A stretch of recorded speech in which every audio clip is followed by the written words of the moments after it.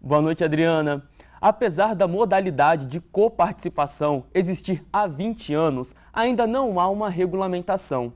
E agora os consumidores passam a contar com regras mais claras. E sobre esse assunto, eu converso agora com um advogado especialista em planos de saúde. Boa noite, doutor Pablo. Boa noite, Arthur. Tudo bom? Tudo ótimo. Então, doutor, atualmente existem dois tipos de planos no caso, né? Que é o individual e o participativo. Por que é cada vez mais difícil conseguir um plano participativo? Hoje em dia a gente tem os planos voltados para a área coletiva e para a área individual, onde a pessoa física ingressa num plano de saúde e no coletivo ele faz isso através da sua empresa ou de alguma corretora, por exemplo, entrando já num conglomerado de participantes de plano de saúde.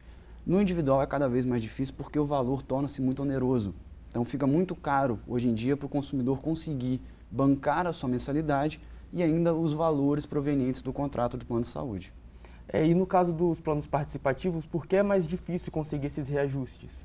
Bom, no plano participativo, quando ele trata-se de um plano coletivo, esse reajuste não tem um valor definido pela ANS.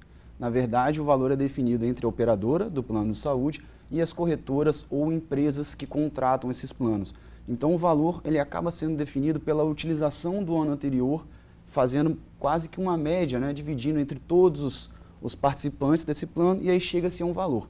Como a ANS não regula a participação no individual, ela dá um limite, mas não impõe um valor exato, fica a critério das operadoras definirem esse valor. Então a medida de mercado, de despesas e todos os gastos que eles possuem acaba, obviamente, inflando um pouco esse preço. E agora a ANS ela anunciou novas mudanças no caso. E quais são essas novas mudanças? Ela traz mudanças para os planos de coparticipação e os planos de franquia. Antes, esses planos, apesar de possuírem, já como você mesmo citou, há mais de 20 anos, eles não tinham nenhum tipo de regulamentação. Eles não tinham diretrizes que as operadoras deveriam seguir. Então, para que trouxesse uma segurança jurídica maior, trouxesse mais clareza e transparência para o consumidor, a ANS, desde 2016, com o trabalho de um grupo técnico, veio elaborando essas diretrizes que vão passar a valer agora a partir de dezembro. E no caso haverá um percentual máximo de 40%, no caso a ser cobrado pelo plano de coparticipação, no caso, né? Isso, exatamente. O plano de coparticipação ele pode ser feito através de um valor fixo por procedimentos ou por percentual dentro dos valores estabelecidos, tanto pela operadora quanto por uma tabela de valores já determinados. Antigamente, a operadora poderia colocar de 50%, 60%, 70% em cada participação. Hoje não, fica limitado exatamente a 40%. Mas no caso, em relação à cobertura de procedimentos, haverá com esse novo modelo? Antigamente não. Antigamente todos os procedimentos eram cobrados e pagos dentro dessa coparticipação. Hoje é em torno de 250 procedimentos que a partir de dezembro estarão isentos, como exames de pré-natal, alguns exames já normais de saúde, sangue, 4 consultas ao ano de maneira geral, então num pediatra, num oftalmologista e, além disso, alguns exames voltados para a área de pré-natal, para a oncologia, por exemplo. E questão dos reajustes, houve alguma mudança também? Não, em relação ao reajuste, não. Não continua a mesma coisa no caso.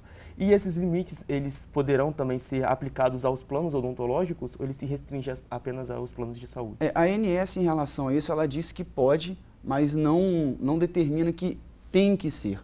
Ela coloca que pode ser. Então fica aí uma questão para saber se até dezembro eles vão, de fato, regular essa questão do pode ou deve, ou se vai deixar em aberto para as operadoras decidirem de acordo com o mercado. Essas novas regras só valem para os novos planos ou os antigos contratos também precisam acatá-las? Não, os contratos existentes até dezembro mantêm do jeito que está. Então não terá essa obrigação de 40%, não terão esses procedimentos livres. A partir de dezembro, de acordo com a Resolução Normativa 433, todo plano é obrigado a se enquadrar na nova regulamentação. E existe também o plano de franquia, no caso, né?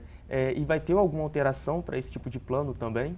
Hoje a gente tem o plano de coparticipação e o plano de franquia. Os dois ocupam em torno de 52% de todos os planos vendidos no país.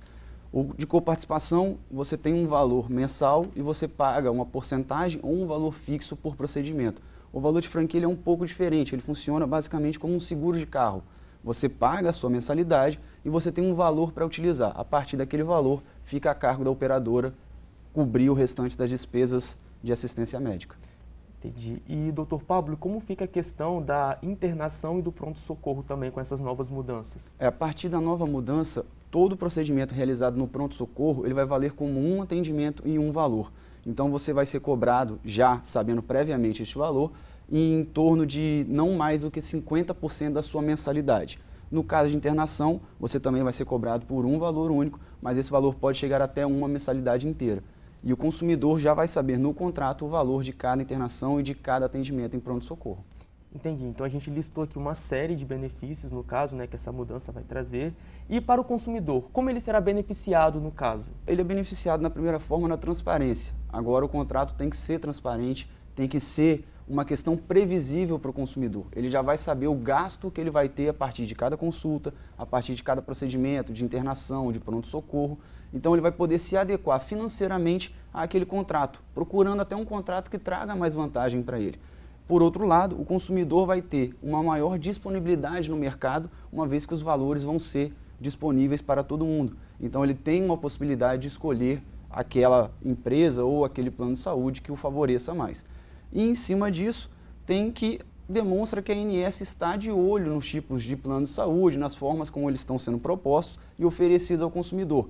Essa regulamentação, que já vem desde 2016 sendo trabalhada, é um sinal de que pode haver outras mudanças e beneficiar cada vez mais o consumidor. Então ele vai ter mais opções, no caso, para escolher mais Sim. benefícios.